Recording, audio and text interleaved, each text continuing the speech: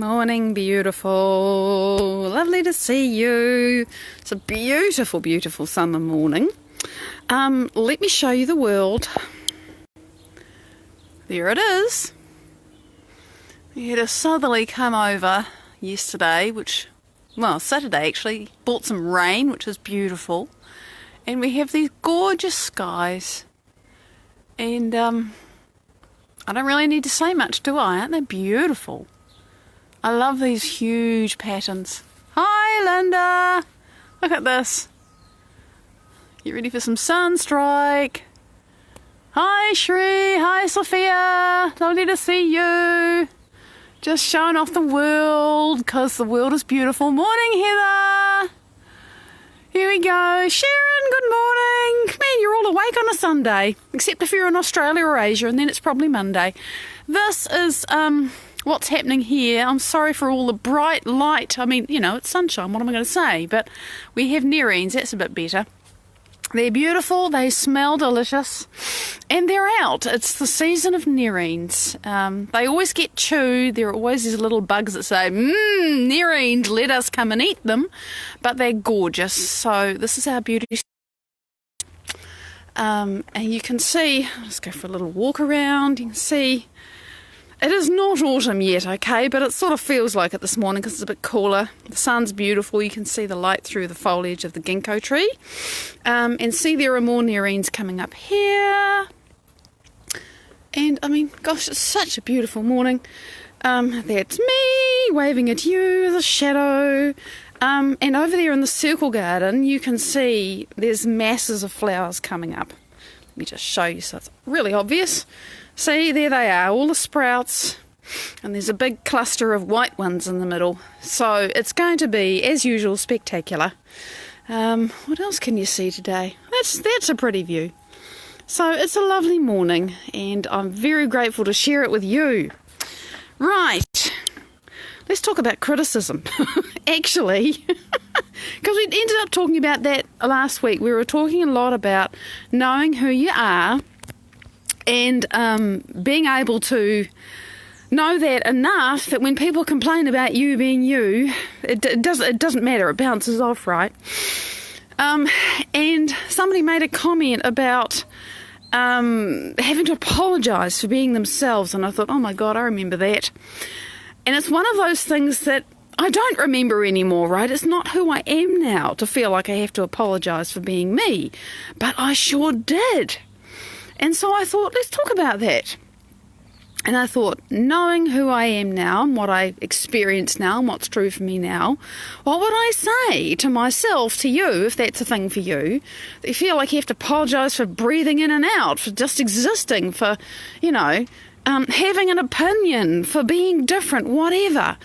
And what it made me think, feel, recognise, whatever, is that if I know and appreciate and love myself, really,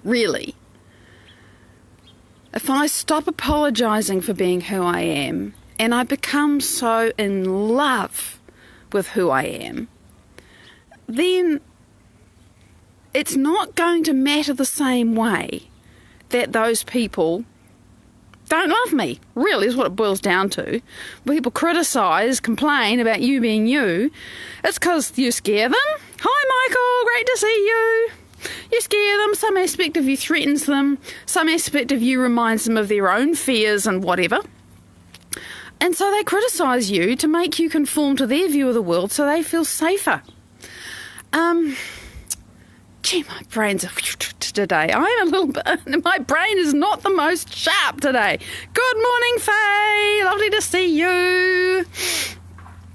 So, really knowing who you are is a big chunk of, being able to withstand criticism and not apologise for being yourself, right? It's like, how does it that we learn to apologise for ourselves? How they make you feel with their words. Yet people are really good with words to, words to control people, to make them do what they say. And you got to realise that they do that because some part of you is kicking up something in them that is uncomfortable, so they have to push you into some place that makes them feel less amount of pain. That was the thing that I was trying to remember. Because fundamentally, when I was thinking this through on Friday, which seems like a year ago, because so much has changed in me. Hi, Lonnie! Great to see you! The part of you that gets small and scared and when somebody criticises you, that actually attracts more of that. Marita! Good morning, gorgeous! Trey! Hello! Great to see you! Yes, hello to my brain. My brain is waking up just because you're all here. So it's funny, I was just trying to catch this idea of the fact that criticism, anything that is in your life, be it criticism or love or money or sickness or homelessness or boredom, everything is the same, whatever. Hey, finally we're live, Trey. It's so cool. If it's here in my life, it's because I am a resonant match for that thing. That frequency is in me, and therefore the universe must endorse who I'm being. Let me say that again, because it took me a while to wrap my head around this, and yes, this is something I learned from Dr. Joe. The universe must endorse who I'm being. This is a planet of free choice. And what that means is that on every level and in every way and in every part of ourselves, what we are choosing to be is what we create. It's what the universe has to give us more of. So if you feel into and notice and experience a certain response when people criticize you, that response, that feeling, that actually is going to keep on attracting more of the same. It can't help it. It's universal law. And so, and it's generally fear or worthlessness or, some permutation of those things. And maybe, maybe there's anger, maybe there's resentment, whatever. Whatever that thing is in you that for however long has attracted criticism and you have that response, it's like a tennis game. You keep hitting the ball back when you keep on having the same reaction. It's not a response. I use the word response all the time because I want to be responding. I don't want to be reacting. But the thing is, when somebody says something nasty to you and you feel, that is a reaction. It's really fast, right? Because they say something. Let me just unpack this in terms of what happens in your brain and body. That person says something that you've heard 50,000 times before from, various people, and it fires up instantly. As soon as you hear it and process it unconsciously, it fires up a whole bunch of neural networks in your brain that are related to that. So if they say, you're no good at this, and you're 40, right, or 42, and you're at work and your boss is saying to you, you didn't do a good job, you're no good at this. Instantly, every instance, if your parents said that to you, if a teacher said that to you, if a sibling or a friend or whatever said that to you, that whole neural network goes off, kaboom. All of that stuff fires, one way or another. You may or may not notice it, it depends. Depends on the emotional quotient. For some people, being criticised, there's not a big deal because there's enough support and wellness and everything around it and in themselves that they just, whatever, I don't, piss off. But for others of us, it's devastating. Now, however it is that neural network fires, there's corresponding chemistry that happens in your body within moments. Your body is full of a whole lot of chemistry and you feel the associated sensations in your body which combine to give you this emotional experience of feeling small, miserable, criticised, whatever. That's what happens. And you see, when you go into that state, you might have been feeling fine 2 minutes before. But when you go into that state, now you're in a resonant, emotional, thinking state of being that is equal to those words that they said to you, which fired up all that stuff in your brain and your body. And it just keeps going because now you're broadcasting that to the universe and saying, universe, this is who I'm being. Bring me more of this and bring it to me in a way that surprises me so that I'll absolutely know it's from you. And I'm not being facetious and I'm not being sarcastic. This is how it works. And so then you're saying, okay, well, that's great, Maddie. How the hell do I stop that? It's a really powerful feeling. It's really painful. And you're just telling me I have to switch it off? Hell, I know what this is like. Now, I wasn't deeply criticised, okay? My own programs were different. They were about lack. And it was nobody's fault. It's just what I grew up with. So how do you change that thing? It's just, this again. I feel this way again. And I don't even know that I'm feeling this way because I'm so used to feeling like this. But it's shit and I don't like it. How do you change that, right? So, and this is the bit that can be challenging until we start to figure it out. You've got to start to imagine somebody else who doesn't have all of that neurological hardware in their head that says, oh, you're useless, you're hopeless, you'll never succeed, you can't do it, you're always going to be like your parent, and your sister's always going to be better than you, your brother's always going to beat you, whatever it is, right? You got to imagine yourself as somebody who's got a different history, different goals, different expectations of life. Put yourself in an alternate universe. Jump into a teleporter. You can do this in your mind. Against everything logical and reasonable inside your thing that says, oh, this is just stupid, you can't do this, it won't make any difference, you're never going to change, it's impossible, you're always going to feel this way. All of that stuff is going to come up because you know why? If you want to start thinking about being someone else, you're going somewhere new. Your brain is saying, I know how to survive in the place that I know. Anywhere new is dangerous. Kaylee, it's lovely to see you. Our brains automatically resist the unknown. They do. We know what we know. We're familiar with it. By the time we're 35, we pretty much know what everything is going to feel like. Whether we like it or whether we don't like it, whether it makes us feel good or whether it makes us feel bad, which people are nice in our lives, which people are not nice in our lives, what we can expect from a person who looks like somebody that was horrible in our lives and what we can expect from somebody who reminds us of somebody different. Chris, been ages. Hello, honey. It's great to see you. We know these things, but we don't realise that we know them, and we don't realise that we're operating now entirely on old programs, out-of-date versions of Windows, out-of-date versions of Safari. We're so outdated, but we think we're running current programs. No, you're not. You're not. So if you think, oh my God, so I am being the sad, criticised, scared, guilty, whatever it is self, and I'm actually broadcasting that signal to the universe right now, saying, give me more of this. Oh my God, I've got to become somebody else. How in hell do I do that? It's all right if your brain starts kicking up all of these reasons why it's impossible.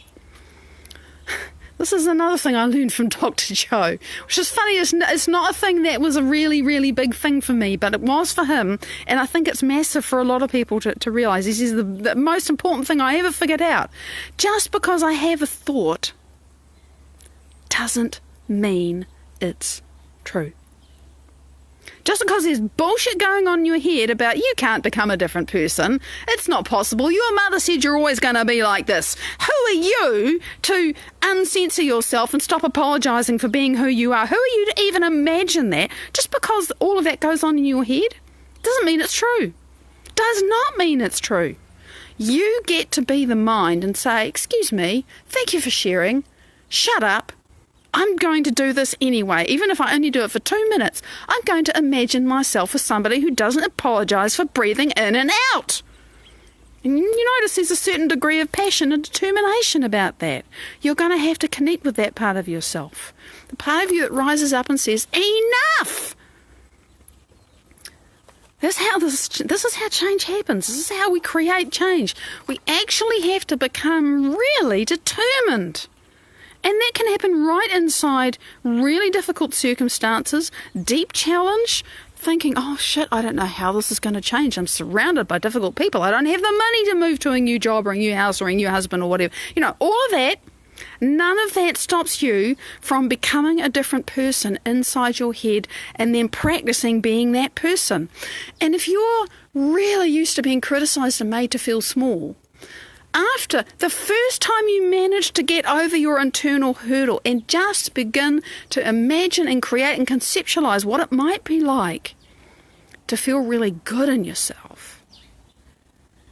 Oh, wow. Really? You mean I can walk down the street with my head up and look people in the eye and smile at them? Wow. And then someone comes and kicks you back into your old state of being, and but for half a minute, you were thinking like somebody else, and you gave your body and your awareness a taste of that future. So, oh, that was good. Gee, I wonder if I can do it again. Yeah, you can. That's what we have to do. That is how it works. That is how it works. The more we practice and rehearse being somebody that, and this is the sort of postscript, but really important, being the person that I'm so in love with, so proud of, and I don't mean, oh, I'm the greatest. I mean, oh, I overcame myself today. I created myself anew today. I made myself bigger today. I faced my fear and I got big and I got powerful and I got strong in myself. And I feel so, in love with the me that did that. And I don't give a wet flying slap that person who is so small in themselves that the only way that they can feel okay is to make me feel smaller, has an opinion about me. Because you start to see those people that were such looming, towering, monstrous giants, that you have to run away from and try to keep them happy so they don't hurt you with their words. You start to see the truth of them, that they're scared, that they themselves are victims, that they themselves have been beaten up, and you feel compassion for them, and that sets you free, because they've got nothing to do with you anymore. They can't dominate you, because you know who you are, and you know that what they're saying is bullshit, and it comes from their own fear and their own lack and their own loss, and all you feel is compassion, and you feel your own power, and you feel your own strength, and their crap just bounces off at that stage. And it can take some time, and it certainly takes determination. But hey, if you've been in that victimised, bullied space for however many years, right? Insert your number here. Do you think it might be worth spending a few months or even a year or two becoming somebody else? It's not going to take as long as it took you to become who you've been right up to this moment, to become someone different. Because there are better tools available now. There are better ways to change ourselves. And it's not about mentally saying, I'm going to think different, I'm going to think positive, I'm going to think myself, whatever. You can think, I'm courageous, I'm brave, I'm strong, I'm whole, I'm loved, whatever, till you're blue in the face. But until you feel it in your body, what you think, until you get mind and body in agreement, until you get your thoughts and your actions to match, that thought, until you feel it in your gut, is never going to make it past your brainstem. It's not going to get through your neck to your body. You can say you're abundant until the cows come home, but if you're feeling lack, you're never going to get any more than lack, because your felt experience, that's what broadcasts the universe. Remember, your thought, we're talking coherence now, okay? When you're in alignment, when you're feeling fantastic, when you're feeling lined up with what you're doing, your coherent thought of, this is what I'm choosing, universe, hear this, see this, feel this, taste it and smell it, this is what I'm choosing. That's one thing. That's an electrical signal that goes out. Your heart, when your heart is coherent, it's a magnetic signal, and it draws your future to you, literally. Quantumly, it's a fact, it's a law.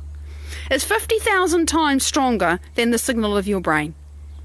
Brain is the signal that sends it out, electrical signal. The universe has got really good ears, is listening really well. Aileen, great to see you. We don't have to shout at the universe. We just need a clear thought. The heart, the emotion, the signal you send with your body, with your visceral feeling, 50,000 times stronger than your brain. Now, admittedly, I don't know how those numbers stack up when we are incoherent, when we're scared, when this is a coherent heart and brain. But the heart and the body and the visceral experience, that's what draws the experience to you. It really is.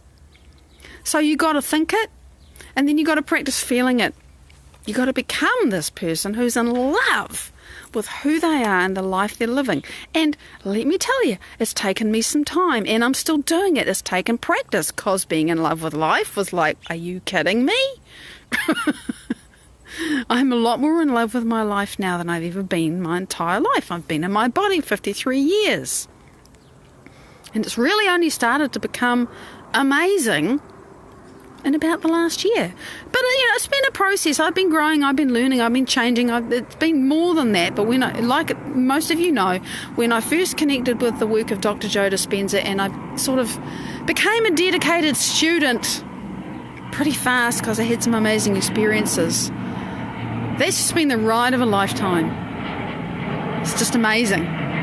So, that for me is my magic thing that I do in myself. I learned it from him. I'm so grateful for the research he's done, for the science, and for the example he sets just by being an ordinary human who practices what he talks about every day. He wants to be the example of truth. So do I, There's just nothing else for me. There's nothing better. Hi, Laura, lovely. I'm just finishing. It's great to see you and greet you live.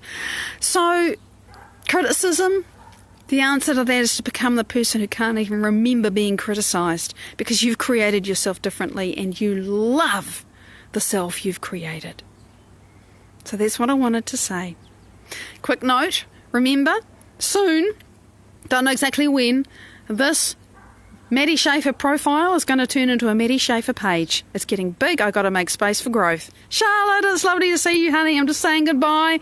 And, the mandatory reminder that things are going to change, but hopefully nothing will change. Hopefully Facebook will just carry on doing exactly what it's doing, because I got to make space for growth. So it'll be different, but it'll be the same. Very much love. Stay tuned. Big love. I'll see you tomorrow. Bye-bye.